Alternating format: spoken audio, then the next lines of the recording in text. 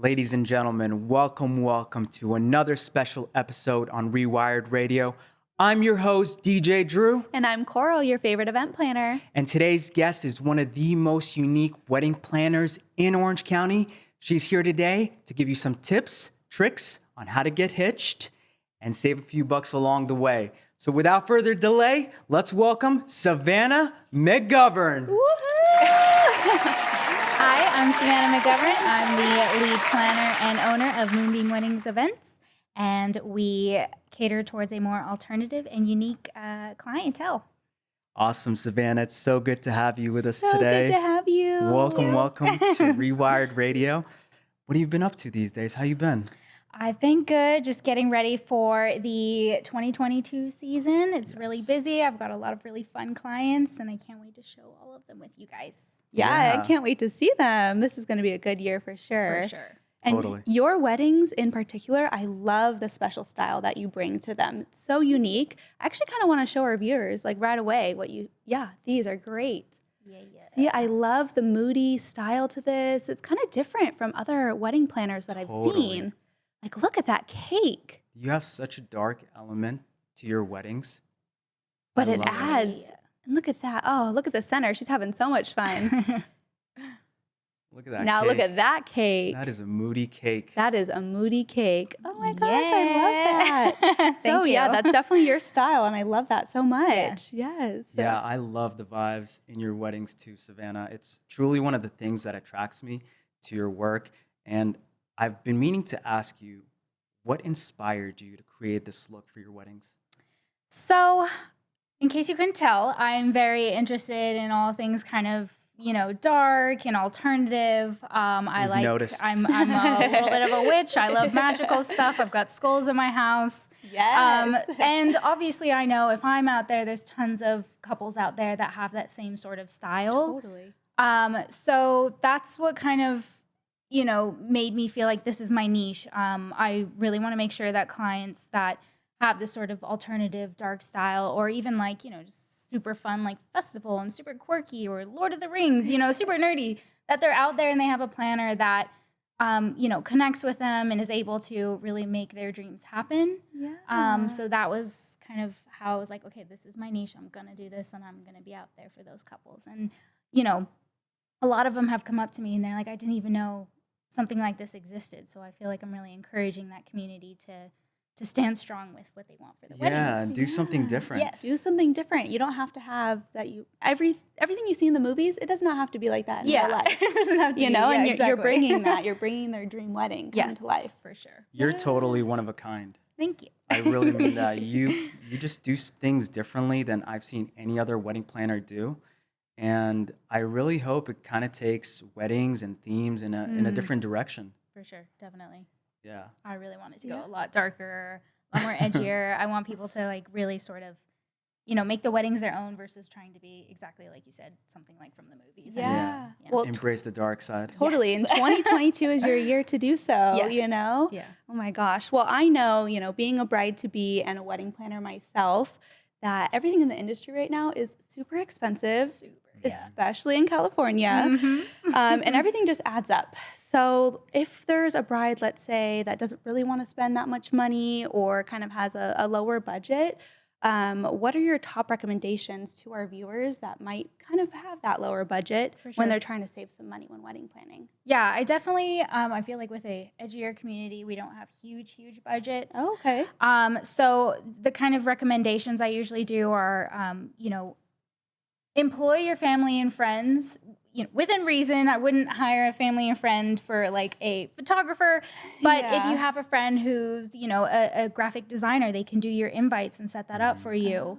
If you have an aunt that loves to bake, have her make all the desserts for you, Yeah. So not only does it kind of bring family together to celebrate you, but it's a good way to save a little bit. I love that. If you know someone, just utilize them. For sure, Totally. yes. And then I definitely recommend, maybe looking for newer vendors on the market. Oh, okay. Definitely have a conversation with them. Make sure they know Yeah. their stuff, Yeah, and totally. they know what they're doing. They have all the equipment for it. But newer vendors on the market, there's nothing bad about them, and they're just trying to make a name for themselves. So their pricing is usually a little bit more agreeable to tighter budgets. And I was just going to say that. And you have to give them a chance to kind of, prove themselves. And just because they're new doesn't mean they're good. Or it doesn't mean they're not good. Yeah. I get you. They're good. Yeah. So I totally agree with you. Yeah. Give And we a all chance. started from, a small Totally. business, and they gave us those opportunities, and we were lower price points, and we killed it. I'm just going to say. I wish I knew someone that could bake in my family to Yes. have them make my desserts. My Because that aunt would baked be for me. She's a baker. And I was like, this is a sick cake. I'm calling her. Yeah. I love that. And definitely like my last kind of recommendation would be if you're a partier and you want an open bar, but you can't really afford it for, the whole shebang, you can set up a set amount of time. So only during cocktail hour or only during like the last part of the wedding, you can host that open bar for a set amount of time and then switch it to a cash bar.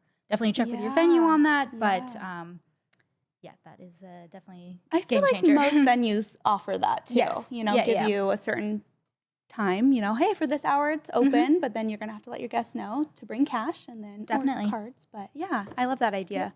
Definitely helps save. Yeah, those are great tips for saving money, Savannah. I'm curious, what do you think is the number one thing that drains a wedding budget? 100% your guest count. I'm telling you guys now, 100% your guest count. I've had people come to me and they're like, I only have this amount of budget. And I'm like, okay, that's definitely doable with your kind of design that you're looking for. And then they tell me the guest count and I'm like, whoa.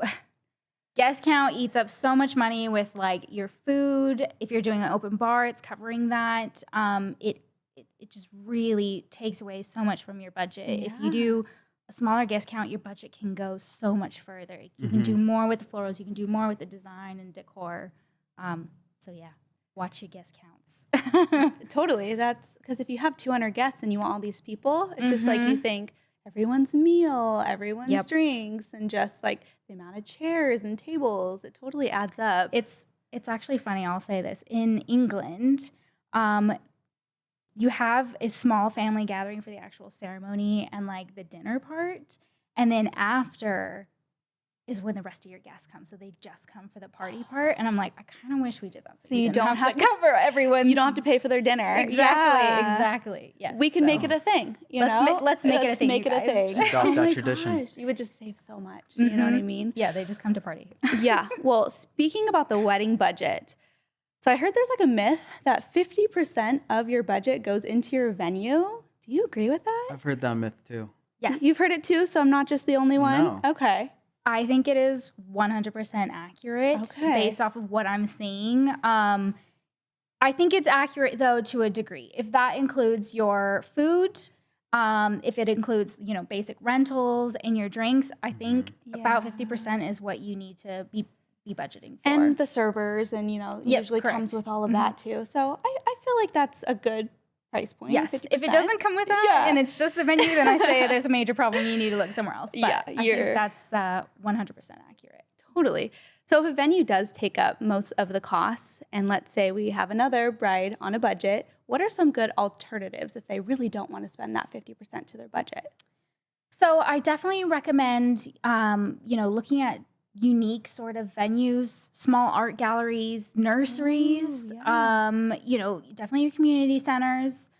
Just for example, when I got married, I was on a very, very tight budget. We found this social club art gallery in the back of this restaurant in this kind of small little town near Monterey. And it was $750 for the whole 6 hours or whatever it was. Yeah, but I'm sure it was beautiful because art is amazing. There was art all over. It kind of, fed into our theme. So it's definitely doable to find those smaller places. Talk to them if you see something cool and you're like, dude, this coffee shop, awesome. Let's get married here. Talk to them. Especially if you love coffee. Yeah. You never know who will say yes. So, they're definitely out there. There's sort of unique venues. It's going to take a lot more work, but if you have a tighter budget, 100% recommend. And it also kind of gives some uniqueness to your Yeah, I wedding. agree. And I also think it gives you more freedom because a lot of venues these days have so many restrictions and protocols that you need to follow. Where I think if you go with another alternative, like you mentioned, like a community center or an art gallery, maybe there's not as many restrictions on them. Yeah, definitely. Yeah. Totally. And then, so in your opinion, what are some things that brides should not overspend their money on? So I usually go for the table and chair, the sort of basic rentals. Most venues have, you can upgrade and get the nicer farmwood tables and like the Chiavari chairs or something. For only $12 a person. So I usually recommend, unless they like super clash with your design, just go with them. You can get, table linens to cover it and go with your theme. You can even put like, ribbons and stuff around your chair to make it go with your theme. So I always kind of tell them, if we have extra budget, we'll do that at the end, but let's save it until Save it till the very end. Yeah. Yes, totally, Yeah. totally. And speaking of rentals, I know sometimes when you're booking a venue, it might seem like you're getting a great deal on a great venue, but then you find out that the venue comes with pretty much just the venue. In other words, it's practically empty. So should you ask about rentals, hidden fees, things like that before you sign on the dotted line? Yes, 100%. Yes, whenever I'm looking at a venue for one of my couples, I ask them for everything in the emails. I want it in writing that the proposal includes all of the staff, it includes all of the fees, gratuities, taxes. I want everything in writing that's there. So I think you need to have that. And then I also ask about the quality of the rentals. Some venues will be like, yeah, we include a table and chairs, and they are not good. Cheap rentals, basically. They're cheap, and they force you to Use their upgrade stuff. those rentals because you don't want to use them. I've had venues where they provide linens, but it only is a half linen, so it doesn't go down to the floor, and it forces you to upgrade. So it's basically use our stuff or pay more. Yes, to it's rent a something sneaky else. little way for them to make extra money. Hear that, so folks? Sneaky, sneaky. No hate. Don't get me in trouble, venues that do that. But I think it's, you need to ask about that. Totally, and not just for like the cheap stuff. A lot of the times, plates overused, and so obviously you have brides that are like, well, there are scratches all over this charger. I'm not going to use this. I'm like, okay, we'll upgrade you, but that's something that they might not have told you when you signed the contract. Yes. So yeah, I agree. Knowing everything you before need to you look sign. at everything. Yeah. Ask about all of it. Ask about it all. See it all in person. Yeah. Well, let's talk about my favorite thing for a second in the wedding industry, decor. I love anything beautiful, anything marvelous. And so when it comes to obviously getting decorations, that is another big part of your budget. Venue is expensive, food and drinks expensive, decor expensive. Especially me, and I know I'm not the only one, I'm on Pinterest. I am pinning all the beautiful color schemes that I see, all the beautiful rentals. I love like the white chairs and the white couches, but that's not cheap and that adds up. So do you have any tips for people like me that are pitting all this stuff to their dream wedding inspo board that just might not really need it but want it? What I mean, tips? I'm not gonna lie. I also get crazy down the Pinterest wormhole, but I definitely, in all of my consultations with my clients, whether it's the initial consultation, just talking about the packages, or after they've booked and it's the design meeting, if I feel like something doesn't fit into that budget, I will be upfront about it. Be like, that's gonna be tight. I don't know if we can do that. So to kind of help mitigate that with my couples that have booked, I do keep a budget tracker. And within that, I keep, estimates on there so they can see approximate price ranges for what we're looking for. And then they can really kind of decide, okay, do we want to overspend on this, or can we take away from florals and do more with rentals? So it helps them to just visualize the different pricing. And another thing I always recommend is kind of pivoting. So if you want a really romantic look and you want flowers everywhere, but you don't have the budget for the flowers, candles. That's another way to really make that romantic look. And hello, Dollar Tree candles. So I was just going to mention that Dollar Tree has some great candles. exactly. So I would say, let's put candles everywhere. You can get them for that. $2, versus huge floral arrangements. So those are kind of my suggestions, just being real and then also pivoting when you need to. Totally. Being real. That's where you start. That's where it goes. Yeah, I think people have over expectations. And one of the things you mentioned was the bar. Now, people love to drink. Wedding guests, a lot of times they show up for the drinks, for the food. They want to have fun. They want to drink. When it comes to the bar, is it better to go with a venue that provides the bar or to bring your own alcohol? Because some venues will require you to only purchase their alcohol from their bar, and a lot of times they charge a corking fee. Yeah. So, in that case, should you opt for a venue that provides the bar or bring your own alcohol and maybe a bartender? I think this depends really on your guests and what their drinking capabilities can be. If they were casual drinkers, they just have a wine, every now and then. Yeah. Then yeah, I think, no biggie. Just get your own alcohol and bring it to the venue and find a bartender to host and serve it for you. But if you're more like my family, we're heavier drinkers. Not only is it kind of a pain to source that alcohol, to buy do I have enough of it, and to lug it around on the wedding day, then usually I would say the price point that venues offer is pretty good, considering if your guests are heavy drinkers, it'll be like $20-$30. That's 2 or 3 drinks. If your guests are going to drink more than that, then I think it works out a little bit better. So, I really think it depends on your guest count. You need to look at who's a drinker and who's not. Are we going to get away with just having a couple drinks tonight? Yeah. My family's the same. We like to drink, and same with my friends. So we have to have a bigger bar that's provided with the venue, which is fine. But I kind of like the idea of, hiring a bartender in and getting a couple drinks if only, you're going to go through 5 bottles or 6 bottles of wine. I always recommend. I'm like, dude, it's like, if you're not drinkers, just carry it. Just get it, by yourself. By yourself. And nowadays they have those mobile bars where you can have a bartender who just shows up right outside of the venue and just serves drinks. That's another great alternative right there, and that's a booming business too in our industry. For sure, definitely. Yeah. So speaking of drinks, I think this talk has made us all a little bit thirsty. I agree. Yes. Yep. So I heard you like margaritas, so I brought us some. I put them right here for you guys. Well, they're in a can, but that's okay. These classic margaritas. Super cute. Yeah. Imagine if I had like a whole on blender here just making you margaritas. Maybe next time. Maybe next time. Margaritas. Yeah. So we love when our guests on the show make a toast. So do you mind? Yes.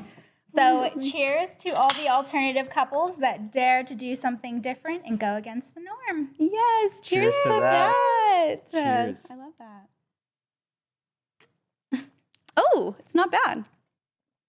9% alcohol. Woo-hoo. Not bad. I love margaritas. I love margaritas. So Savannah, one of the traditions we have on our show, once we crack open a drink, is we love for our guests to share a wild story, or maybe in your case, a horror story from one of your events. I'm so sorry. He always does this. We crack open the drinks, and now we have to know all the gossip. This is great entertainment. Do you have anything you can share with us from one of your events? I have a very spooky story. Uh-oh. I like spooky kind of stories. a horror story, yeah. So it's back when I was a venue coordinator, and I worked on a yacht. And obviously the yacht goes out into the ocean. The rudders are churning. Yep. And there was a 5-year-old, I believe, birthday party. So there's a bunch of little ones running around. The crew were obviously preoccupied with making sure the ship was in top shape and everything was running. And then the parents, I don't know what they were doing, like socializing with each other, but no one was watching the kids. Typical. And the boat's out in the water at This is point? out in the open water, yes. And then this one kid was playing in and out of the safety railings at the back of the deck, right? Right above the rudders that are super sharp and churning in the water. The water is obviously spitting water up onto the deck, so it's getting slippery. And then the kid slips. Uh-oh. But a crewman was nearby and caught him just in the nick of time before he became fish chum. But that is my horror story. I couldn't even imagine what would happen if he actually fell. I was horrified because I was like, I could have just witnessed. Yeah. He'd be swimming Fish with food, the fishes. Yeah, fish food. He'd be swimming with the fishes. It would be Literally. literally. Oh my Yeah. gosh. So that parent probably was like, Parents, watch I your didn't kids. think they cared. Yeah. Watch your Watch your kids. kids, especially on a ship. yeah, exactly. Oh my gosh. Yes. So that's my horror story. Yeah, for you that would be guys. terrifying to watch. Mhm. Yeah. Yeah, I agree. But thank you for sharing that. Thank you. Yeah, exactly. wasn't too I terrifying. need another sip of margarita Yeah, after that one. All right, folks. Well, on that note, Thank you for joining us. Savannah, thank you for being here. And by the way, for our viewers that enjoyed all your advice, where can they find you? So you can find me on my social media at moonbeamweddings.com. From there, you can find me my website, anything you need, my Pinterest board if you want to get freaky. So yeah, just hit me up on Instagram and we'll take it from there. Yeah, hit up Savannah, especially if you've got those edgy weddings coming up. She is the best in the biz when it comes to that. So check her out, Moonbeam Weddings. Savannah, thank you so much for being here. And we can't Thank wait you to for have you inviting back. me. I know you're going to do some incredible things this year. Lots of And we spooky can't wait to stuff. share it. Yep. Thank you. All right, folks. Till next time. Till our Until next next toast. time. Cheers. Cheers. All right.